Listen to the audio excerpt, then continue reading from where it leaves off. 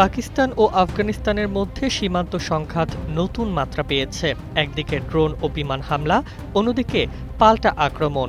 দুই প্রতিবেশী দেশ কার্যত যুদ্ধাবস্থায়। সর্বশেষ পরিস্থিতিতে হতাহত ও ক্ষয়ক্ষতির পরিসংখ্যান নিয়ে উভয় পক্ষই বড় বড় দাবি করছে, যদিও এসব তথ্য স্বাধীনভাবে যাচাই করা যায়নি বলে জানিয়েছে আল জাজিরা।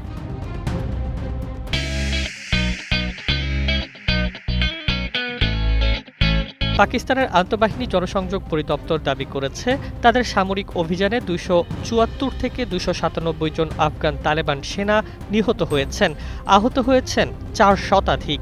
এছাড়া ৭৩ থেকে ৮৯টি সেনা চৌকি ধ্বংস এবং শতাধিক ট্যাঙ্ক ও সাঁজোয়া যান গুঁড়িয়ে দেওয়ার কথাও বলা হয়েছে।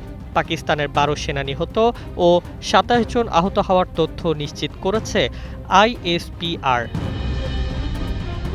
অন্যদিকে আফগান তালেবান সরকারের দাবি, তাদের পাল্টা হামলায় ৫৫ জন পাকিস্তানি সেনা নিহত হয়েছেন এবং ১৯টি চৌকি ক্ষতিগ্রস্ত হয়েছে। পাকিস্তানের খাইবার পাখতুনখোয়ার মিরান শাহ ও স্পিনওয়ামে সেনা ক্যাম্পে ড্রোন হামলার কথাও জানানো হয়েছে।